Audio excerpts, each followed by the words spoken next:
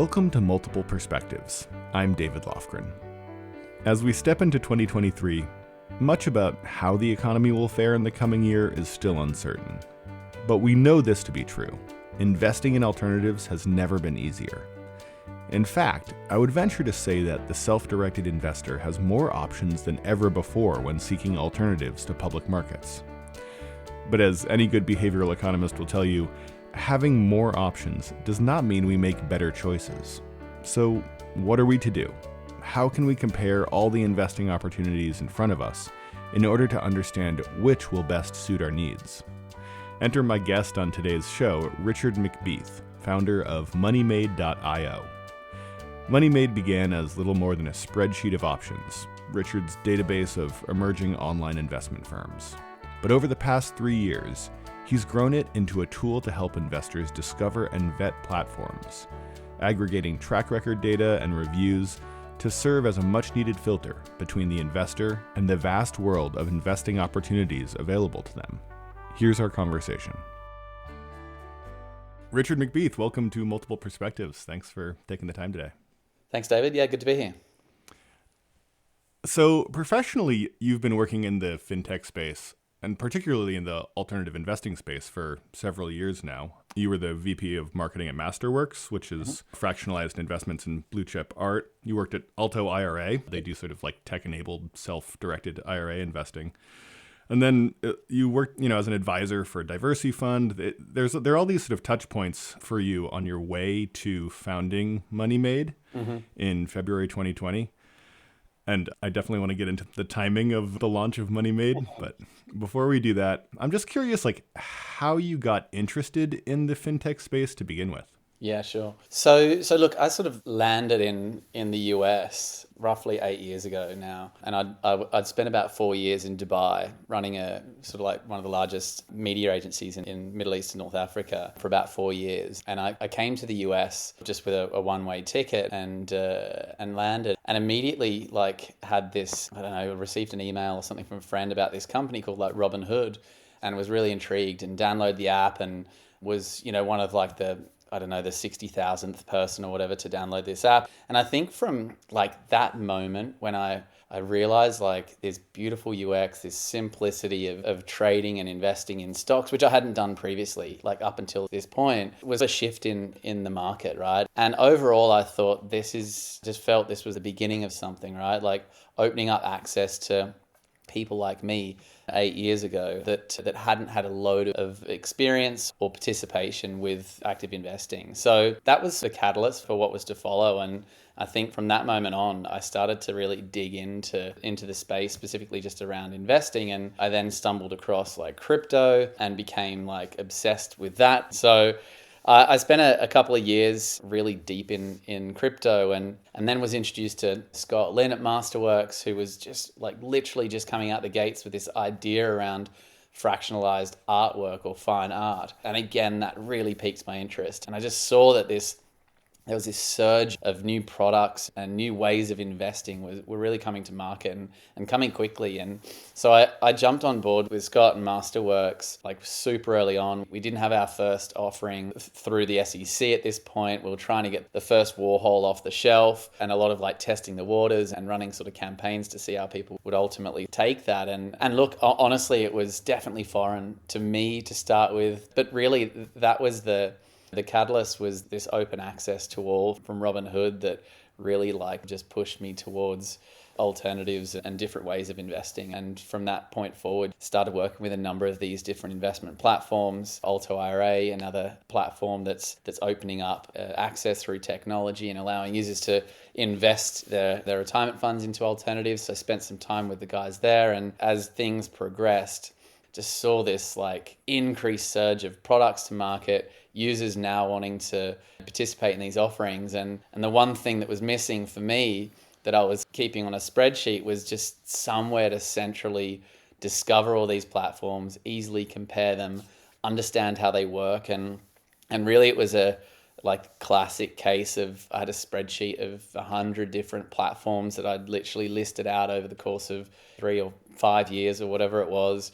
looking at fees and target returns and actual returns of the asset class, and just decided to pair up with a previous colleague of mine who had a recent exit and have a crack at building something that allowed, everyday investors to discover this like awesome new space of investing, and investing in whether it's hobbies, passions, or just for pure, financial gain. Yeah, it's been super interesting to see, in the sort of post-Jobs Act world, all of these different opportunities that keep blossoming up. And it is amazing how much creativity founders are bringing to the space to just go, what about this thing? I mean, little by little, it's like, oh, you can invest in sneakers now, of course. Yeah, I mean, it goes so far. When you've got your eyes on this specific space, and when you're constantly searching for new platforms and new ways that are opening up, like you've got like invest in racehorses, invest in dinosaur skulls, invest in.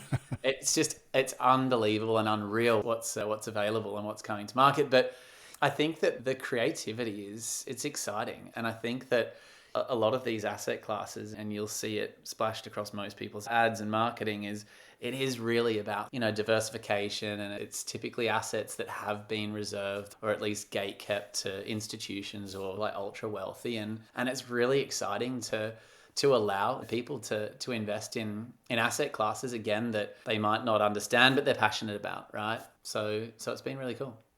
Yeah, and that key of like, they might not understand but are passionate about. I feel like so much of the work we're all doing in this space is around education. I'm sure you saw that at Masterworks, trying to get that off the ground. Like, how do you help investors understand how to even start thinking about this asset class? Yep. Yeah, it's definitely been the challenge, but an exciting one. And certainly at Moneymade, we really try and take the subjectivity out of every decision, certainly when it comes to investing. And that's why we use so much returns data from a number of different sources across all asset classes. So what's been interesting over the last, I'd say, 2 years is we've gone from this like mega bull market, right, where you almost couldn't fail when investing. It was a case of like, how much can I make? Like, you weren't even considering a loss, to like this absolutely, certainly the media makes this terrifying bear market where like everything's red. And it's been like interesting to showcase, I think, different asset classes and how they perform across these different times, and educate users that sometimes, like in investing, you lose, and it's about sort of like managing that loss, right? So it's been interesting. We actually at Moneymade, we started investing in a load of these different platforms a couple of years ago, as in creating accounts as any user would. We did it for a number of reasons, like to understand like UX and the product and how that sort of changes over time, like to be an actual investor. And we ended up investing in about, so far to date, I think 60 or 65 different products and platforms. We've created this like mega portfolio, Moneymade portfolio, that we're now sharing with just everyday users. They can come in and get it emailed to them on Moneymade. But what's been so fascinating looking at that is how these different assets and the portfolio as a whole has performed, right? So we talk about diversification and like limiting risk and reducing in downturns, like reducing loss. And what's been so beautiful is that's exactly what it's done. And I'm even just pulling it up in front of me now so I can like reference it. And I think in equity multiples, like, in their corner, like real estate has absolutely flourished, right? Like it's green across all the platforms, and it's been like a really solid like driver in reducing our overall sort of loss. And we've like managed risk through this diversification, and we're just at Moneymade, look, we're really trying to just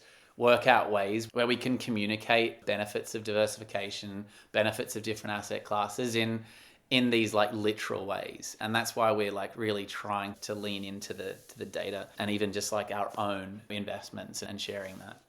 Well, of course, it's good to hear that you're practicing what you preach, both, it sounds like, as Moneymade invests in this big portfolio, but also independently, that you're all sort of, in the alt space and building your own portfolios. There's a Q&A on the Moneymade blog where you sort of talk about your like portfolio asset allocation strategy a little bit. Yeah. And so, of course, given that Equity Multiple offers investments in commercial real estate, it stuck out to me that for you personally, real estate is a second only to stocks in your portfolio allocation.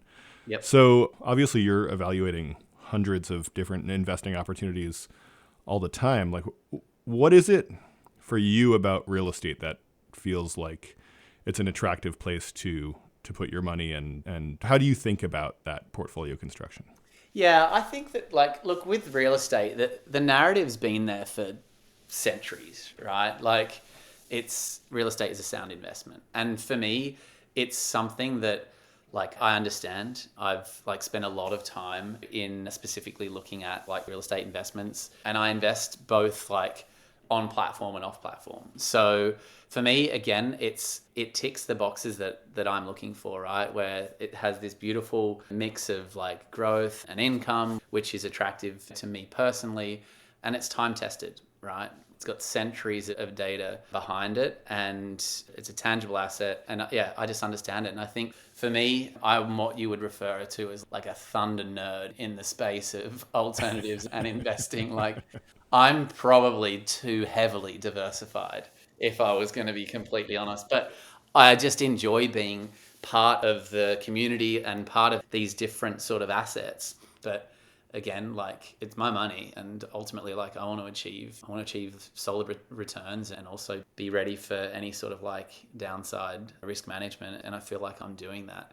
Well, I'm curious about that piece because obviously you have a lot of exposure, and you've both had the experience and been able to take the time to educate yourself about this stuff. But when you're actually going into an investment, and for our audience, probably the easiest way to frame this is if you're thinking about investing in a fractionalized real estate investment, like, what are the questions that you ask? How do you perform whatever you feel like is a level of due diligence that allows you to feel confident that you do want to put some of your own hard-earned money into something like that?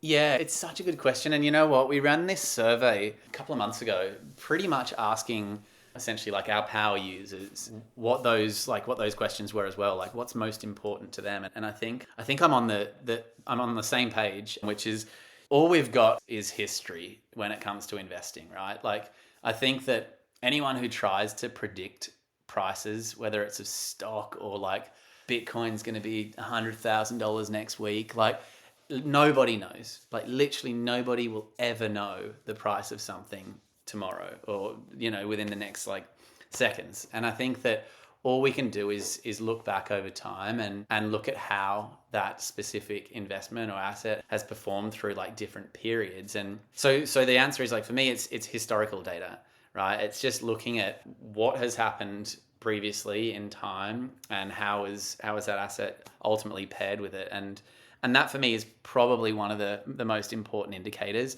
when it comes to an asset class, right? And then when it comes to a platform, you know, I think we've probably just launched the new profiles on Moneymade, which reflect exactly the points that came from user research and me personally that I want to see when I'm investing in a platform. And again, that's like historical performance. You want to see the team. You want to understand that they're like an established team, and who is actually part of the business.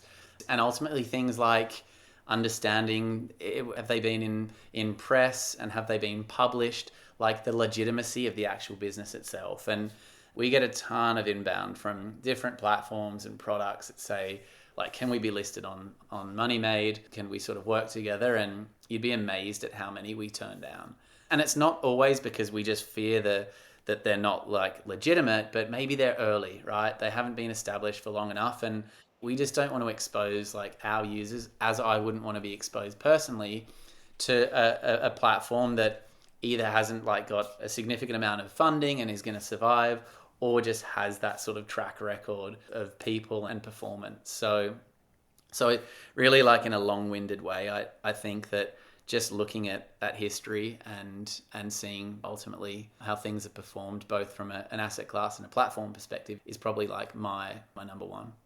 You're positioned in a place that is fairly unique in the sense that you are, you know, sort of in the middle of these two markets, bringing platforms or investment opportunities to investors. And also you get to hear a lot about how investors are thinking, and probably see in your data how they're behaving. Of course, we're in sort of, you know, unprecedented financial times right now. I'm curious, the shock of COVID has largely passed at this point, but we're seeing, the highest interest rates in several decades. 2022 is poised to be like the worst year on record for the traditional 60-40 portfolio.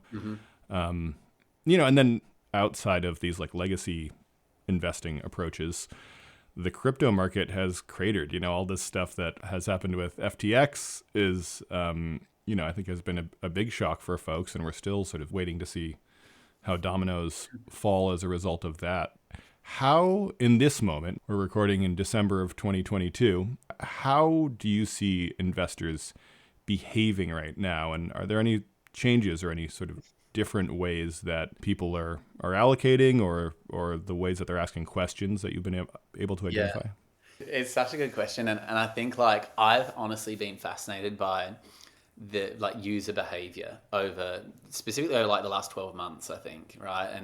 And that again is coming into like bull and bear markets and these massive crashes through like crypto, which has had this rippling effect across the whole financial industry. But what I think I've really noticed is like people seem to forget very quickly now. And they also seem to get bored very quickly. And what I mean by bored is like whatever's sort of front page news today, it'll stick for 2 days and people get bored of that and shift focus onto something else. And what that means is like how that's translated into data. And what we've seen with users is, there was all this talk around obviously like inflation through the roof. And there was like this fear being injected into the markets for a good few months. And I feel like either the media got bored of it or users or both got bored of it. But we saw this time period of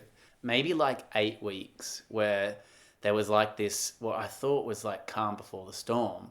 And it was really just like calm before like the norm. It basically, it was this silent moment where we definitely saw things slow down significantly in terms of just like user search, like users participating in these products. And then all of a sudden, like business as usual. We've seen like the biggest December we've seen yet in terms of like volume of users investing, seen a surge in search. So to me, like, man, the crystal ball is like drunk. There's nothing, you cannot like look into this thing and work out what's going to happen next. We can speculate, but we don't attempt to crystal ball it or look too far into the future.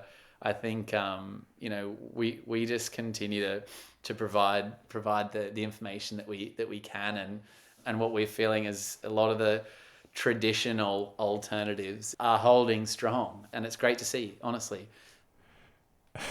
Absolutely.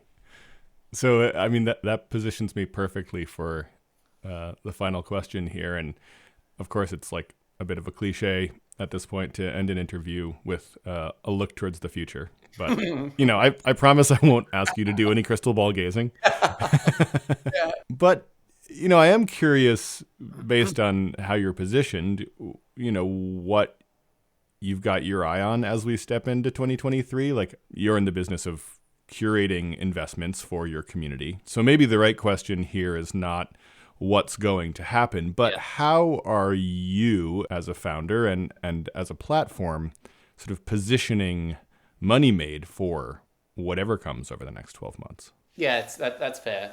So I think that, look, I think we've done a pretty good job of generally aggregating an awful lot of information into one space, and we'll continue to evolve and get better at the discovery component.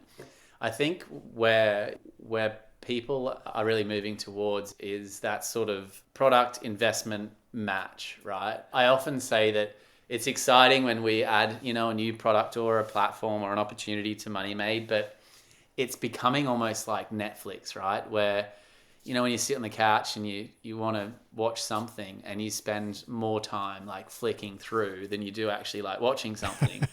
And I'm like, man, Moneymade could become that, right? Where it's an overwhelming marketplace where all of a sudden it's like this menu that you've got so many things to choose from that you're lost. And I think there's a beauty and a beast to the sort of proliferation and increased number of products to market and opportunities, but users now need a simple way of filtering out what's right for them and then getting the education, understanding, and moving on. And I think that 99.9% of individuals don't really know like what they should invest in, certainly what they could invest in.